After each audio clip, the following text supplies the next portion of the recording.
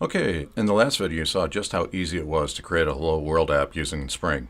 All we did is we went out to the website start.spring.io and we downloaded a project, basically, an all pre-configured project with the Maven file that we needed.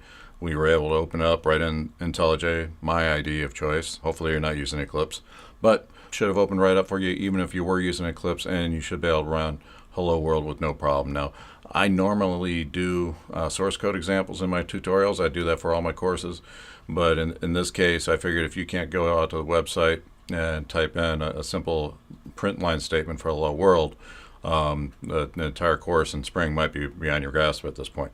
So hopefully you're able to work through that and successfully complete the Hello World. Now, Spring wasn't always that simple. I do have this book here from Rod Johnson. Just give you a little history on Spring, where this comes from. So this is the book that all started it all for Spring. And what Rod did is he created the whole Spring framework in reaction to J2EE. Now we have to jump back in time a little bit. J2EE was created by the titans of the industry. This is where IBM and Sun and companies like WebLogic were saying this is how you build enterprise applications using Java. And at the time, Java had a kind of a tarnished reputation because it was a really cool new language, but it did have performance problems. And then they come out with this huge framework called J2EE, and it looked great on paper. The computer science experts said this is awesome. A lot of the software vendors in the industry said this is the way you build applications.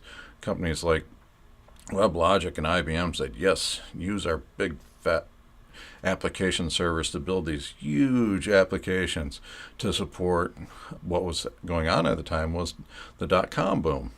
And what companies found is that things looked great on paper, but the complexities of J2E was just a nightmare to manage. It was very difficult for these companies to manage and adapt.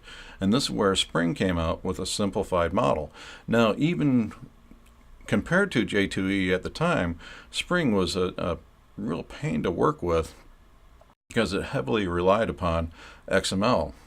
A lot of people referred to Spring as XML hell because you're doing all kinds of XML wiring, and also defining, like Hibernate at the time was totally XML. So this is before Java 5 came out. There was no annotation support, so it's kind of the tools that we had at the day. But Java as a language has continued to evolve through the years. That's why it continues to be the #1 programming language.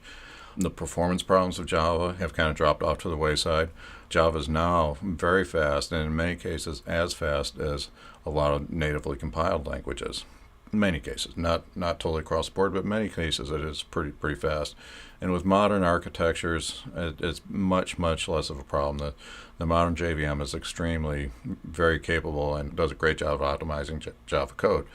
Likewise, Spring has continued to evolve. Back before Java 1.5, yeah, you did have to work with XML hell, and we called it XML hell at the time because we're working with strict XML schemas, and we didn't have the tools that we do today. The IDEs were not as evolved, so you were responsible for a lot of the XML syntax, and if you got something wrong, you weren't finding it out until runtime that you missed a slash somewhere. You didn't realize that your XML document wasn't properly formed, or you forgot an element. So it was very time consuming to do this, and trust me, since the annotation has been introduced into the Spring framework, it has been a fantastic feature. It has been definitely a time saver for developers in how they develop applications. And then came along Spring Boot, because prior to Spring Boot, I showed you previously how you're wiring in dependencies. Prior to Spring Boot, you're doing a lot of boilerplate coding. So data source is a great example of what we talked about. You'd always have to create a data source. Spring Boot now, if you put in MySQL, it's going to create a default MySQL data source, and you can simply override a couple properties for your username and password, and that's it. You're not creating a bean. You're not doing any more configuration. You're not creating a transaction manager. There's a lot of stuff you're not doing that is automatically taken care of because what the Spring Boot team said went in, they made sensible defaults for us. And they're like, if you're going to include MySQL in a project, you're probably going to have a MySQL data source. If you're going to have a MySQL data source, you're probably going to be using Hibernate, and you're probably going to be using transactions. So all that plumbing and overhead and configuration is provided for us within the context of Spring Boot, so we can rapidly develop things. What I'm going to do right now is we'll jump back over to start.spring.io, and we're going to create a basic web application. And I'll set it up so that we're using H2. This will be all self-contained and something that you can follow along in. And I'll actually include a link to GitHub where you can download this project at the end of this video to see what I've done. It's going to be a little bit more coding, obviously a little more complex than a Hello World, but in this case we are going to be bringing up Tomcat, and we'll be bringing up an H2 in-memory database, and we'll get data to display on a web page from our database. Okay, I am back at the website start.spring.io, and I still have the settings there from my previous, and I'm just going to change a couple things here and call this a web app. And web app again, that automatically changed for me. We'll say web app as well. Packaging jar, everything's good. Now there's a couple things that we want to select here. One is web. We want to use Tomcat and Spring MVC, so that is going to bring in those dependencies for us. And we can scroll down here, and I am going to use Timeleaf. I'm a little partial to Timeleaf. Easier for me to use. And we'll use JPA. That'll give us Hibernate. And just going through here, a lot of different projects on here. Oh, I want H2 as well, so we'll be using the H2 database. And just to recap, JPA would allow us to use any of these databases, and a cool part of using Spring is, especially with Spring and Spring Boot, we can easily change things. So we could be using H2 in one mode and MySQL or Postgres in another. Very, very easy to switch back and forth. Now you might notice that Oracle is not listed, and that is because the Oracle dependency is a licensed dependency. Something that annoys me about Oracle, you have to go to Oracle's website and click accept so you can download their jar, which if it was available in public Maven repositories, I'm sure Oracle would be there. So hey guys at Oracle, if you're listening, please change that. Oracle's a legal beast. So a lot of cool stuff here, but we're going to stay on point and not do this. And I'm just looking through to make sure I'm not missing anything.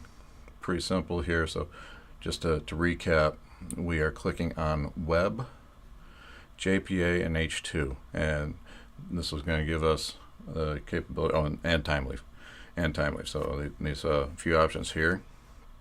I'm going to click down and generate a project. Now I have a web app zip that has been downloaded with the project resources in it. Okay, I jumped ahead a little bit, and I imported that application that we just downloaded into IntelliJ. I didn't think you needed to see that again. So I now have it up, and I want to point out a couple key things here. And one is going to be the POM. And this time we have a couple more things here. We have Spring Boot Starter Web, Timeleaf, and Data JPA. But if you notice, we don't have a boot. And what happens here is that we're only specifying those because we do get that inherited. So this is kind of how Maven dependencies work. So one of these guys is going to bring in the base Spring Boot starter. So yeah, that was the starter Data JPA. So he brings in the Spring Boot starter, which will give us the Spring Boot context and stuff that we saw previously. So now I'm going to expand this out. We can see that a lot more stuff is coming into the project for us. So that there's a lot of projects here that are going to be working in conjunction with our project. And this is really an important feature and often underappreciated feature of Spring Boot, because Spring is giving us a set of curated dependencies. And what that means is the Spring team has gone out and said, these work together. So these versions of Spring, this version of Hibernate, this version of Apache Tomcat, this version of logging and whatnot, all work together. So we're not going to get into any dependency conflicts. I remember being a Java developer before, and some of the stuff was pretty difficult to troubleshoot when you started getting into dependency conflicts. You just get a couple minor release off, and you're getting these weird errors, and you can't understand why, and you eventually trace it down that you had a dependency conflict within your Maven pump. So now having all this curated for us by Spring and Spring Boot is a huge bonus to our productivity. So what I'm going to do now is I'm going to go in and configure this project like a typical Java project to get some data on the web page. So we'll still be using a lot of Spring and the magic of Spring in the background and a lot of the AutoWire stuff. But I want to show you how a typical Java developer might set this up, and a way that I've seen a lot of Java web applications set up in the past. And I'm going to go code that right now, and then we'll come back and I'll show you a code review of how I coded this up to take data out of an H2 database and get it onto a web page for us. Okay, I've gone in and set up a little web application. I'm going to step you through what I did here. We'll do a little code review. This is a really, really simple example, but I want to show you how easy it is to get data flowing in Spring. So the first thing we have on the screen here, lines 9 through 50-ish, is a simple product class. And if you're not familiar with JPA, this is a Java standard used to map Java classes to relational data. So under the covers we're using Hibernate, which is kind of almost the de facto standard of JPA implementations out there, but this is standard JPA. It's a very common way of mapping relational data. And Spring plays nicely with JPA. There's a lot of tools within Spring to support JPA, and I'm not going to get in detail of what's going on here. These are standard mappings from JPA. I'm marking the class on line 9 as an entity. We're giving it an ID value, and we're saying that's going to be generated automatically, so that'll happen upon insert.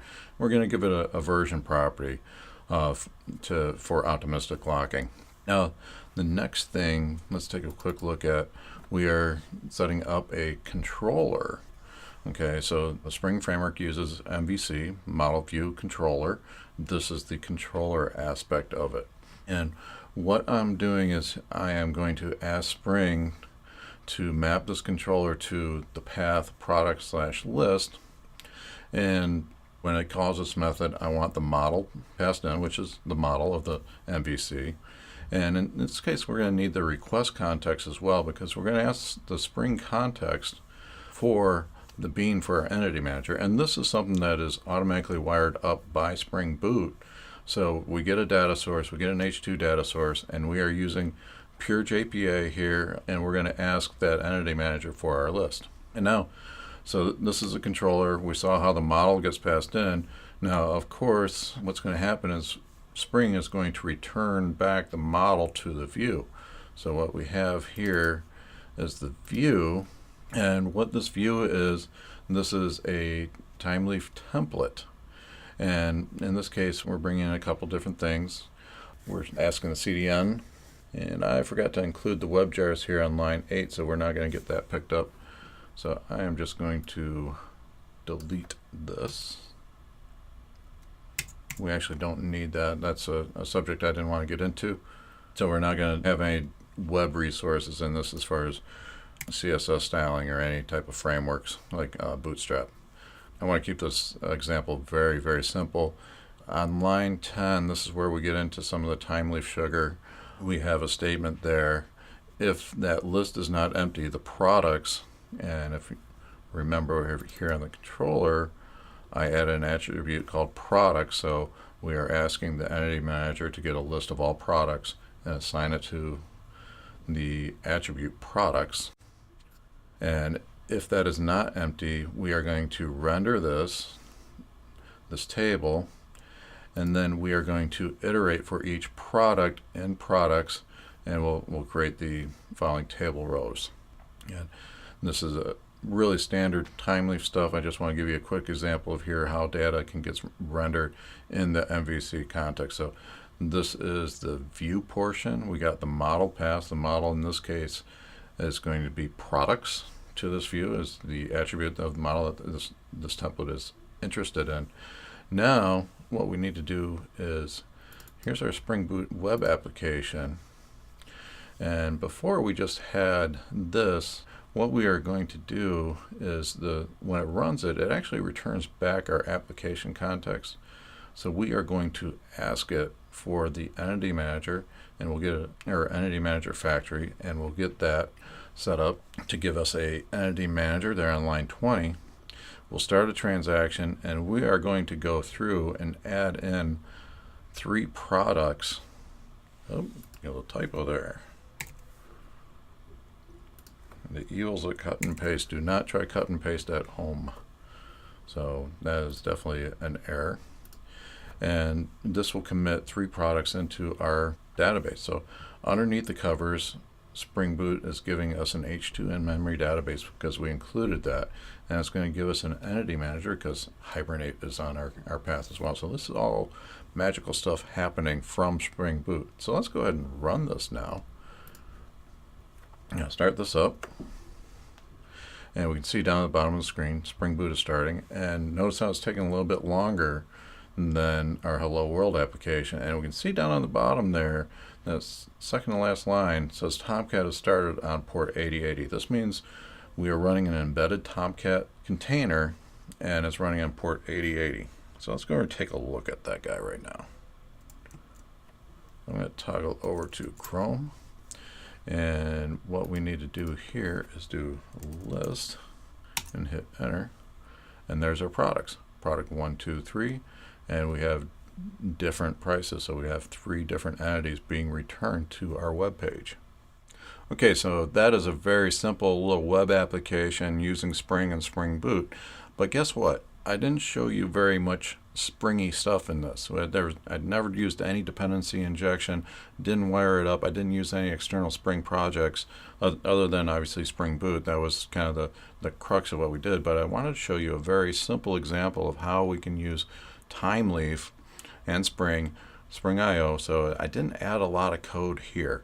Now, what I did was fairly poor programming practices, especially by Spring standards. We are like accessing the database directly from the controller through entity managers and doing stuff like that. Definitely big no-nos in my book. I've seen a lot of bad code. And I'll tell you a little story. I wasn't always a developer. I told you that in the first video. I started off in IT as a project manager, but always was a very hands-on type of guy and became more and more technical as the years went by. Fast forward, I had an opportunity to go into a startup. I was a manager in the IT department of a major retailer. At the time, I was doing warehouse management systems, not data warehousing, but warehouse management systems, and a lot of custom application development to run these warehouses that are like 2 million square feet large. Companies do a lot of custom development, and I was running a development team modifying the systems that control big warehouses. I had the opportunity to go to a startup here in St. Petersburg, and it was a small startup, nicely funded. It had some interesting people behind it, and they had a pretty big round of funding and brought on a lot of people. And if you have ever worked in a startup culture, it's kind of crazy. It allows you to get your hands into a lot of different things. And in this environment, I wore a lot of different hats. I was hiring people. I was on an architecture team, database security as a huge Oracle guy at the time. Did a lot with Oracle databases, and we were definitely running Oracle there. Now, I tell you this because at that point in time, I was more of an Oracle guy, heavy into PLSQL, did some Java, and I dabbled in PHP, and I hate to admit it, I even did Visual Basic at one point in time. Don't judge, please. But that was kind of my journey to my career point. Now, Java was still, I think it was around 1.4, if memory serves me correct. I'd been using Java for a long time, but I wasn't a daily programmer in Java. At this company, we did hire a very experienced Java team, and we had some fantastic engineers. And because it was a startup and you didn't have the corporate hats that you have to wear and get pigeonholed and stuff, a very dynamic environment, I was able to get some mentors along the way. And this was absolutely huge to my programming career, to sit down and code every day and learn from guys that had gone to school for coding and been in the industry for decades in some cases. These guys are just off the chart smart, and it helped me out immensely. And I can't thank those guys enough in the way they helped me out with my programming career. Now, let's back up. Coming into that startup, I'd been in IT management roles, project management roles, running development teams. And at that time, I was ready to make the switch to being a developer because as a project manager, I'm responsible for capital budgets, scheduling. I'm in meetings all day long. It wasn't a lot of fun, and I see these developers on my team. We treat them like gods and try to keep them happy so they don't stay and go someplace else. And then these guys are making more money than I was as a project manager, and I'm like, I have all these headaches. Why don't I want to be a developer? And I was getting pretty good because I was always a hands-on type of guy. So jumping into the startup environment was an awesome opportunity for me to learn from these mentors. Now, this is towards 2008, if I remember right, 2009. If you remember that time frame, the U.S. economy absolutely cratered, and this was a startup, and they're trying to seek funding. Guess what? They couldn't seek any more funding. They literally ran out of money, and I was laid off in an absolute terrible economy. And I was unemployed for a while, I think like 6 months, if I remember right, before I found a job. But in that time, I made a decision. I didn't want to go back to being in management of IT. I want to focus on development. So in my off time, I focused on continuing to learn my Java skills, continuing to learn Spring Framework. I dove big into Groovy and Grails and started a little project in Grails and became very fluent in Grails. Eventually got hired by a small company in Sarasota to build a web portal on an existing JEE application, not J2EE, thank God. It was a JEE application. They were drinking the JBoss Kool-Aid pretty heavy. And we integrated a Grails application right into that. So we took a JEE application and used Spring to integrate that and built this application. And ever since then, my career has been on a trajectory using Spring and Spring-related technologies. That led to Visa Checkout, which led to Visa Checkout, the company with a big V, probably seen them before. That led me to other opportunities where I actually worked indirectly for Pivotal as a Spring Source consultant. So the lifestyle change for me personally has been great. I've been making more money. I've had a lot more lifestyle flexibility. I've been contracting, so when I want to take vacation, I take vacation. I take off when I want. And I've really enjoyed it. And the job is far, far better than being a project manager. There's no headaches. I do my coding, create quality code, and I can go home and relax at night. So down that little story of telling you how I learned from mentors to develop better quality software and using the Spring Framework, and I've had that time to grow like that. And what I did in this demo is I intentionally didn't use things like dependency injection nor Spring's inversion control container because I wanted to show you the bad way. I've seen code very similarly written to this, and it's running in production websites.